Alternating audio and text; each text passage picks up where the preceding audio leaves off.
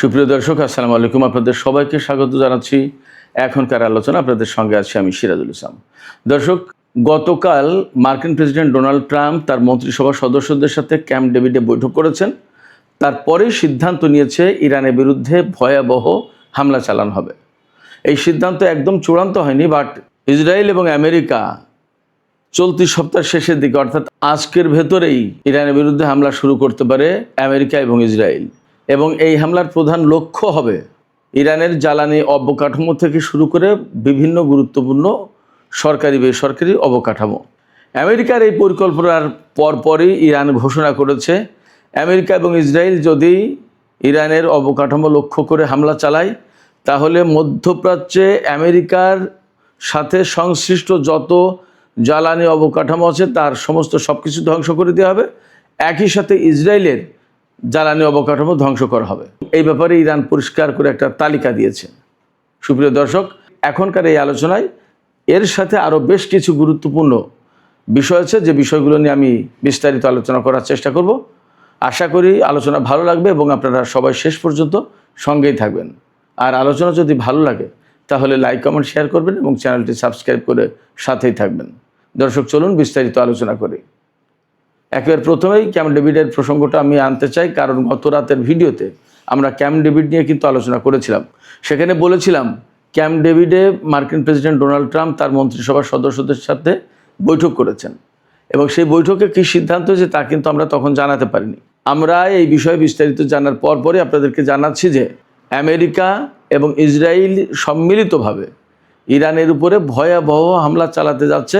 এই ব্যাপারে মোটামুটি নীতিগত সিদ্ধান্ত হয়েছে, কিন্তু কখন বা কবে এই হামলাটা শুরু করবে এই ব্যাপারে একদম পরিষ্কার সিদ্ধান্ত ঘোষণা করা হয়নি, এটা জানা যায়নি। তবে হামলা যে হবে এটা মোটামুটি নিশ্চিত। মার্কিন CBS নিউজ টেলিভিশন চ্যানেল তাদের ওয়েবসাইটে এই খবর দিয়েছে যে আমেরিকা এবং ইসরায়েল ইরানের বিরুদ্ধে বড় ধরনের অভিযান চালাতে যাচ্ছে এবং মার্কিন সেন্টকম, যেটা মধ্যপ্রাচ্য অঞ্চলে কাজ করে, তারা মোটামুটি 2 সপ্তাহের একটা অভিযান পরিচালনা করবে বলে সেইভাবে প্রস্তুতি নিয়েছে বা নিচ্ছে। আমরা গত রাতে যে তথ্য দিয়েছিলাম সেই তথ্য একেবারেই সঠিক ছিল এবং তার ফলো আপ হচ্ছে ইসরায়েল এবং আমেরিকা সম্মিলিতভাবে যৌথভাবে ইরানের বিরুদ্ধে হামলা চালাতে যাচ্ছে। এবং হামলার প্রধান লক্ষ্যবস্তুগুলো কি হবে? ইরানের বিভিন্ন জ্বালানি অবকাঠামো, তার মানে তেল ক্ষেত্র, গ্যাস ক্ষেত্র, তেলের রিফাইনারি, তারপরে তেলের যে সমস্ত ডিপো, এই সমস্ত, আর বিভিন্ন রকমের সেতু, culvert, rail station, rail line, এগুলো হামলা লক্ষ্যবস্তু। শুধু তাই না, মার্কিন প্রেসিডেন্ট ডোনাল্ড ট্রাম্প বলেছেন, CNN-এ দেখলাম, CNN-এ এই খবর দিয়েছে, একেবারে আমেরিকান চ্যানেল এগুলো সব, Wall Street journal, CBS news, CNN, এই সমস্ত চ্যানেলে বলা হচ্ছে ডোনাল্ড ট্রাম্প বলেছেন যে আমি শুধু জিততে চাই, অর্থাৎ ইরানের বিরুদ্ধে যে কোনোভাবে হোক জিততে হবে, আমেরিকাকে জিতানোর ব্যবস্থা করছে ডোনাল্ড ট্রাম্প, সেই মানসিকতা পোষণ করছে। তার মানে অ্যাট এনি কস্ট তাকে জিততে হবে। তাতে ইরানের কত বেসামরিক মানুষ মারা গেল, কি সামরিক লোকজন মারা গেল, কি বেসরকারি বা সরকারি অবকাঠামো ধ্বংস হলো, জ্বালানি স্থাপনা ধ্বংস হলো, রেল লাইন ধ্বংস হলো, সেতু ধ্বংস হলো কি না, এ নিয়ে তার কোনো মাথা ব্যথা নেই, এটা কোনো বিষয় না। তার বক্তব্য হচ্ছে আমাকে জিততে হবে, আমি শুধু জিততে চাই ইরানের বিরুদ্ধে। এই যে জিততে চাই, কেন জিততে চাই, এই কথাটা একটু এখানে ব্যাখ্যা করে যাই। দেখেন, আমেরিকা হচ্ছে সারা বিশ্বের 1 নম্বর পরাশক্তি, আমেরিকা সেইভাবেই দাবি করে। আমেরিকা যেহেতু 1 নম্বর পরাশক্তি হিসেবে নিজেকে জাহির করে, দাবি করে এবং সেইভাবে সারা বিশ্বে ছড়ি ঘোরায়, সেই কারণে ইরানের বিরুদ্ধে যুদ্ধ করতে এসে তারা হেরে যাবে। আর হেরে গেলে মধ্যপ্রাচ্য থেকে তাদের বিদায় নিতে হবে। শুধু বিদায় নিতে হবে না, সারা বিশ্বে এর প্রভাব পড়বে। আমি সবসময় বলে আসছি, এককেন্দ্রিক বিশ্ব ব্যবস্থা বাদ হয়ে যাবে, আমেরিকার মোড়লিপনা থাকবে না, সেখানে রাশিয়া, চীন, ইরান সবাই বিশ্ব শাসনের গুরুত্বপূর্ণ জায়গায় চলে আসবে। ফলে আমেরিকাকে জিততেই হবে, না জিতলে এইগুলো হবে, আর জিতলে আমেরিকা আবার সেই এককেন্দ্রিক বিশ্ব ব্যবস্থার মূল কেন্দ্রে থাকবে। আরও কেন জিততে হবে আমেরিকাকে? আমেরিকাকে জিততে হবে এই কারণে যে আমেরিকা যদি এই যুদ্ধে হেরে যায় তাহলে আমেরিকার অস্ত্র বাণিজ্য শেষ, মধ্যপ্রাচ্যে প্রভাব প্রতিপত্তি শেষ, মধ্যপ্রাচ্যে তাদের যে নিয়ন্ত্রণ ছিল সেই নিয়ন্ত্রণ থাকবে না। সারা বিশ্বের উপর যে ছড়ি ঘোরাতো সেটা থাকবে না, বিশ্বের বিভিন্ন দেশে অন্তত 850 মার্কিন সামরিক ঘাঁটি আছে। এই ঘাঁটিগুলো বেশিরভাগ জায়গা থেকে সরিয়ে নিতে হবে। দেশে দেশে তাদের বিরুদ্ধে বিক্ষোভ আন্দোলন শুরু হবে। এই সমস্তগুলো টিকিয়ে রাখার জন্য আমেরিকাকে জিততে হবে। যদি না জিততে পারে তাহলে এই যে যা বললাম এতক্ষণ সব কিছু শেষ হয়ে যাবে। আমেরিকার অস্ত্র বাজার যদি ধ্বংস হয়ে যায়, অস্ত্র বাজারে যদি ধস নামে, তাহলে আমেরিকার অর্থনীতি টিকবে না। আমেরিকার অর্থনীতির বড় ক্ষেত্র হচ্ছে এই অস্ত্র বাজার।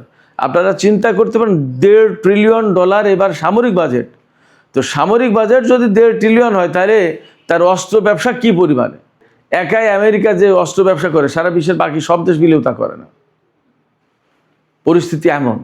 সেই জায়গায় আমেরিকা যদি ইরানের সাথে হেরে যায়, যে ইরান আজ 47 বছর ধরে আমেরিকার নিষেধাজ্ঞার আওতায় রয়েছে, সেই ইরান যদি জিতে যায়, তাহলে আমেরিকার মান সম্মান থাকবে না, আমেরিকার সারা বিশ্বে কোনো প্রভাব প্রতিপত্তি কিচ্ছু থাকবে না। এই জন্য ডোনাল্ড ট্রাম্প বলছেন, আমি শুধু জিততে চাই। এছাড়া আরেকটা কারণ আছে। তিনি তো সবসময় বলেন মেক আমেরিকা গ্রেট এগেন, মাগা আন্দোলন যেটা, এই মাগা আন্দোলনের প্রধান পৃষ্ঠপোষক এবং মূল তত্ত্ববিদ এই ডোনাল্ড ট্রাম্প। তাই ডোনাল্ড ট্রাম্প যখন আমেরিকাকেই মহান দেখতে চায়, বাকিরা সব নিচু, এরাই শ্রেষ্ঠ, যখন এই রকম মানসিকতা পোষণ করে, তখন তার সামনে বিজয় ছাড়া তো কোনো কথা নেই। তিনি এই স্লোগান দিয়ে আমেরিকার প্রেসিডেন্ট হয়েছেন। এখন যদি হেরে যান, তাহলে তো লোকজনের প্রশ্ন তুলবেন যে আপনি আমেরিকাকে গ্রেট করবেন কীভাবে? আমেরিকা তো ইরানের মতো দেশের কাছে হেরে গেল। এই জায়গা থেকে তিনি মহা বিপদে। এই বিপদ এমন একটা বিপদ যে না তিনি সামনে আগাতে পারছেন, না তিনি ইরানকে হারাতে পারছেন, না তিনি যুদ্ধ থেকে বেরিয়ে যেতে পারছেন, না কূটনৈতিক কোনো সমাধান আছে। যেটা করতে যাচ্ছেন সেখানে জড়িয়ে যাচ্ছে, সেখানে আটকে যাচ্ছে। হরমুজ প্রণালীতে ব্লকেট করেছে ইরান, এমনভাবে আটকে দিয়েছে যে তেলই বের হতে পারবে না। যুদ্ধ করতে এসেছে ইরান, এমনভাবে তাদের বিরুদ্ধে প্রতিরোধ গড়ে তুলেছে যে তাদের ঘাঁটি মাটি নিয়ে এখন টানাটানি। মধ্যপ্রাচ্যের সমস্ত ঘাঁটি, আমেরিকার ঘাঁটি সব মোটামুটি প্রায় শেষ। ইসরায়েল অস্তিত্বের সংকটে পড়বে আমেরিকা যদি এই যুদ্ধে হেরে যায়। আর আমেরিকা তো তার মান সম্মান একদম সমস্ত সব কিছু মাটির সাথে মিশিয়ে দেবে যদি হেরে যায়।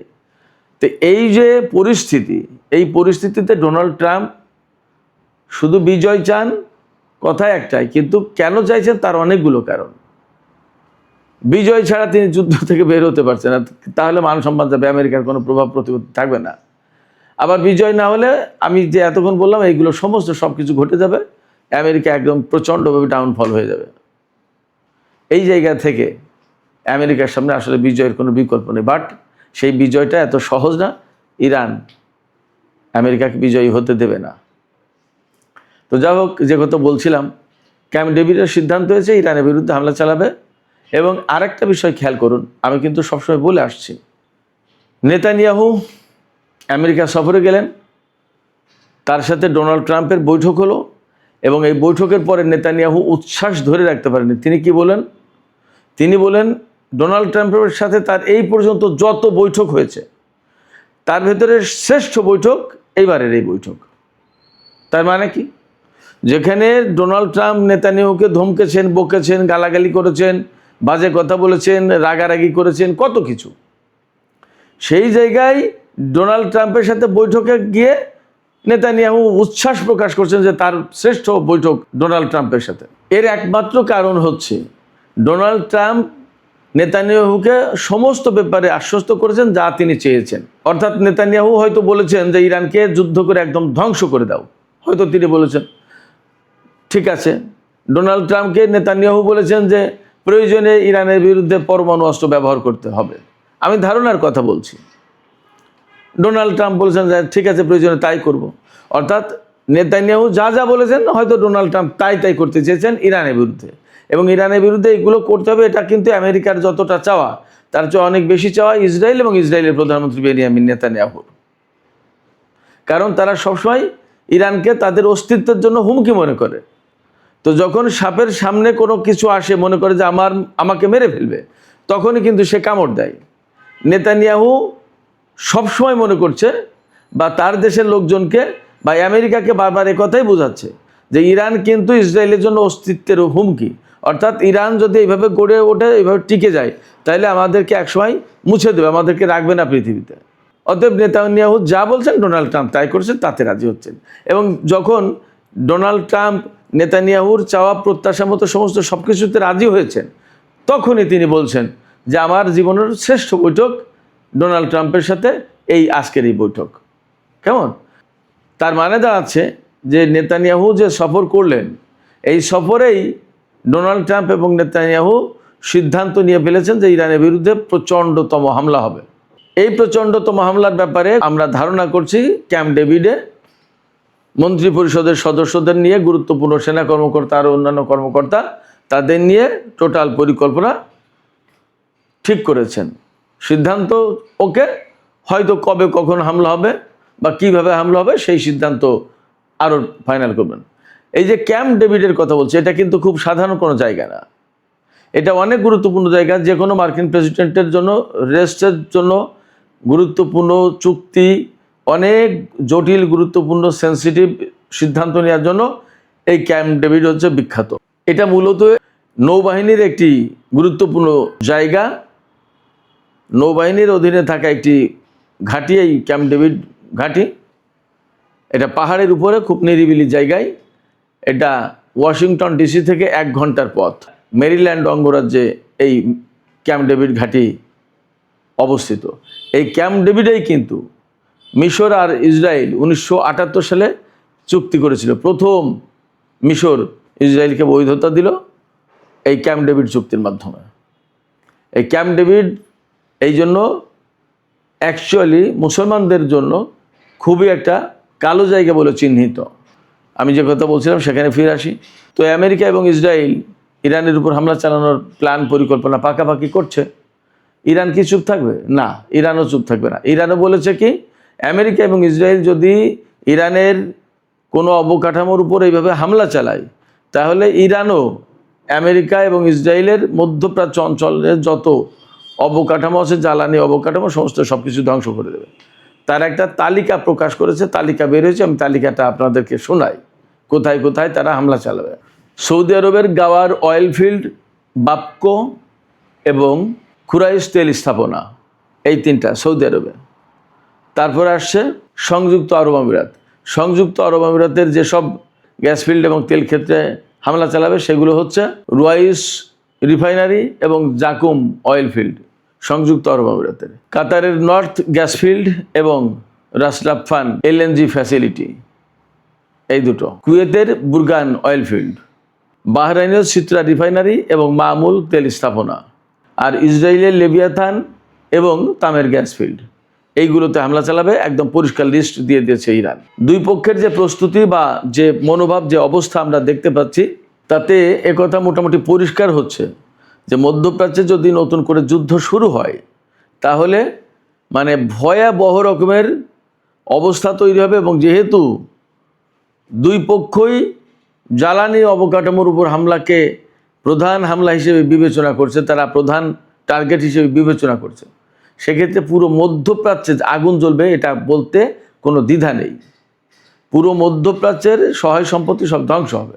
ইরান যেটা বলছে যে আমেরিকা তার দেশ থেকে কয়েক হাজার কিলোমিটার দূরে এসে, যেখানে তার নিজস্ব কোনো সহায় সম্পত্তির সীমানা নেই, সেখানে সে আজকে যুদ্ধ করছে এবং মধ্যপ্রাচ্যের মানুষের জীবনহানি ঘটাচ্ছে, তেল গ্যাস সমস্ত সব কিছু ধ্বংস করছে।